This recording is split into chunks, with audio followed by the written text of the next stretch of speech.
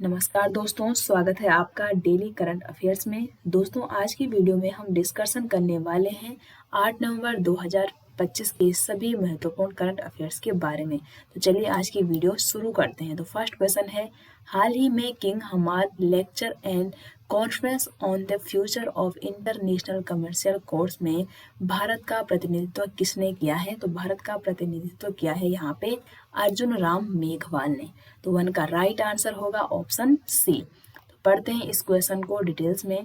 तो केंद्रीय विधि एवं न्याय मंत्री अर्जुन राम मेघवाल ने तटस्थ न्याय समारोह के लिए आयोजित किंग हमाद व्याख्यान और अंतर्राष्ट्रीय वाणिज्यिक न्यायालयों के भविष्य पर आयोजित सम्मेलन में भारत का प्रतिनिधित्व किया है अर्जुन राम मेघवाल ने।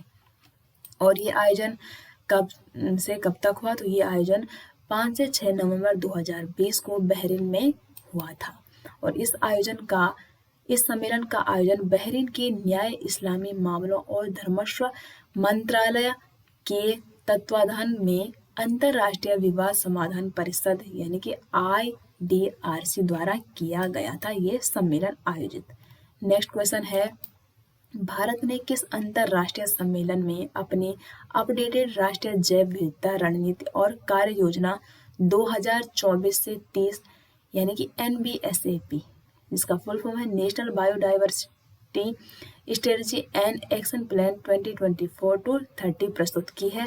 तो ये की है यहाँ पे 2 का जो करेक्ट आंसर है वो होगा ऑप्शन बी, COP16 जैव विविधता सम्मेलन UNCBD ने। ठीक है, तो इसको भी डिटेल्स में पढ़ते हैं। तो फर्स्ट पॉइंट है, भारत ने संयुक्त राष्ट्र जैव विविधता सम्मेलन यहाँ पे UNCBD के COP16 में अपडेटेड राष्ट्रीय जैव विविधता रणनीति और कार्य योजना 2024-30 प्रस्तुत की है।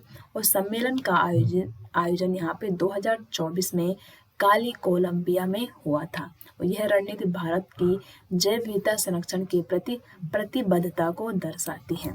नेक्स्ट क्वेश्चन है, राष्ट्रीय कैंसर जागरूकता दिवस या नेशनल कैंसर अवेयरनेस डे कब मनाया जाता है? तो प्रत्येक वर्ष यहाँ पे 7 नवंबर को राष्ट्रीय कैंसर जागरूकता दिवस मनाया जाता है। तो 3 का यहाँ पे राइट आंसर हो जाएगा ऑप्शन बी। तो हर साल 7 नवंबर को राष्ट्रीय कैंसर जागरूकता दिवस मनाया जाता है और ये दिवस कैंसर के निदान, उपचार और शीघ्र पहचान के बारे में जागरूकता बढ़ाने के लिए मनाया जाता है 7 नवंबर को।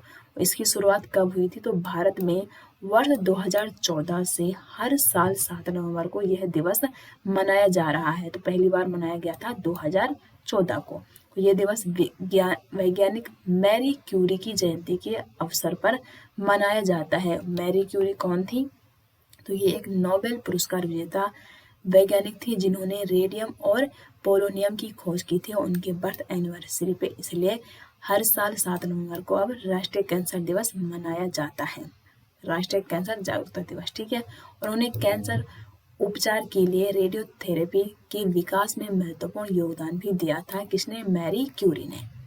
क्वेश्चन नंबर 4 है, दक्षिण एशिया का पहला देश कौन सा बना है जिसने यूनाइटेड नेशंस वाटर कॉन्वेंशन यानी कि संयुक्त राष्ट्र जल संधि को अपनाया है और इसके साथ ही जो जल सुरक्षा और सीमा पर सहयोग को मजबूती देने की दिशा में एक बड़ा कदम उठाया है? यहाँ पे करेक्ट आंसर क्या होगा? ऑप्शन डी, बांग्लादेश ने। ठीक है, तो बांग्लादेश दक्षिण एशिया का पहला देश है जिसने यूनाइटेड नेशंस वाटर कॉन्वेंशन को अपनाया है और यह कदम जल सुरक्षा और सीमा पार सहयोग को बढ़ावा देने की दिशा में महत्वपूर्ण भी है। विशेषज्ञों के अनुसार इससे भारत और बांग्लादेश के बीच जल विवादों में तनाव बढ़ सकता है और प्रारंभ में यह यूरोप और सेंट्रल एशिया तक सीमित थी, लेकिन 2016 से सभी UN सदस्य देशों के लिए अब ओपन है। मुख्य उद्देश्य क्या है इसका? साझा जल संसाधनों का सतत प्रबंधन हो गया, संघर्ष रोकथाम और इसके साथ ही क्षेत्रीय शांति को बढ़ावा देना, ये 3 इसके प्रमुख उद्देश्य भी हैं। क्वेश्चन नंबर 5 है, NHPC लिमिटेड की स्वर्ण जयंती के उपलक्ष्य में ₹50 का स्मारक सिक्का किसने जारी किया है? तो ये जो सिक्का है ये जारी किया गया है मनोहर लाल के द्वारा। 5 का राइट आंसर है ऑप्शन बी। तो 6 नवंबर 2025 को केंद्रीय मंत्री श्री मनोहर लाल ने नई दिल्ली में 50 का एक स्मारक सिक्का जारी किया है और यह सिक्का भारत की प्रमुख जल विद्युत नवरत्न कंपनी NHPC लिमिटेड के 50 वर्ष पूरे होने के उपलक्ष्य में ये जारी किया गया है। और NHPC ने 7 नवंबर 2025 को अपनी स्थापना के 50 वर्ष पूरे किए हैं और छात्रों में जल विद्युत के बारे में जागरूकता बढ़ाने के लिए एक विशेष कॉमिक बुक छोटा भीम और बड़ा बांध यानी कि छोटा Bhim and the big dam भी लॉन्च की है इसी के साथ में, ठीक है। और यह सिक्का भारत की ऊर्जा आत्मनिर्भरता में NHPC के योगदान को दर्शाता है। और NHPC लिमिटेड की स्थापना कब हुई थी? 7 नवंबर 1975 को national hydro electric power corporation private limited के रूप में इसकी स्थापना की गई थी 7 नवंबर 1975 को। नेक्स्ट क्वेश्चन है, हाल ही में किस कंपनी ने अपनी महत्वाकांक्षी स्पेस रिसर्च प्रोजेक्ट और प्रोजेक्ट सनकैचर की घोषणा की है? इसका उद्देश्य AI कंप्यूटिंग को सोलर एनर्जी से अंतरिक्ष में संचालित करना है। इसका राइट आंसर क्या होगा? तो 6 का जो सही आंसर है वो है ऑप्शन सी, गूगल ने, ठीक है। तो गूगल ने अपनी नई अंतरिक्ष परियोजना प्रोजेक्ट यहाँ पे क्या है, सनकैचर की घोषणा की है।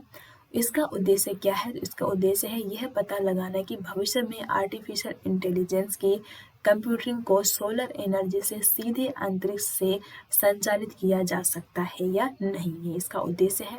और यह परियोजना के तहत लो अर्थ ऑर्बिट यानी कि निम्न भू कक्षा में विशेष रूप से निर्मित उपग्रह तैनात किए जाएंगे और यह परियोजना गूगल सस्टेनेबल एनर्जी पॉलिसी को भी आगे बढ़ाएगी और पृथ्वी पर डाटा सेंटर्स के इन्वायरमेंटल इम्पैक्ट को कम करने में हेल्प करेगी। एक पॉइंट भी आप नोट कर सकते हैं।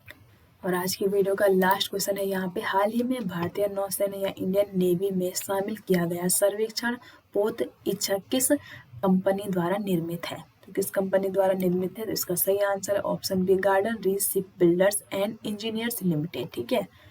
तो 6 नवंबर 2025 को भारतीय नौसेना ने कोची नौसेना अड्डे पर आयोजित एक समारोह में स्वदेश निर्मित सर्वेक्षण पोत इच्छक को सेवा में शामिल किया है और कमीशनिंग समारोह की अध्यक्षता किसने की है? एडमिरल दिनेश के त्रिपाठी ने की है।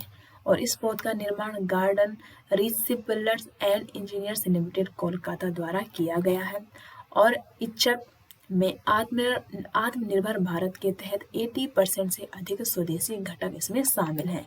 और यह पोत दक्षिणी नौसेना कमान में तैनात होने वाला अपनी श्रेणी का यह पहला पोत है, फर्स्ट शिप भी होगा।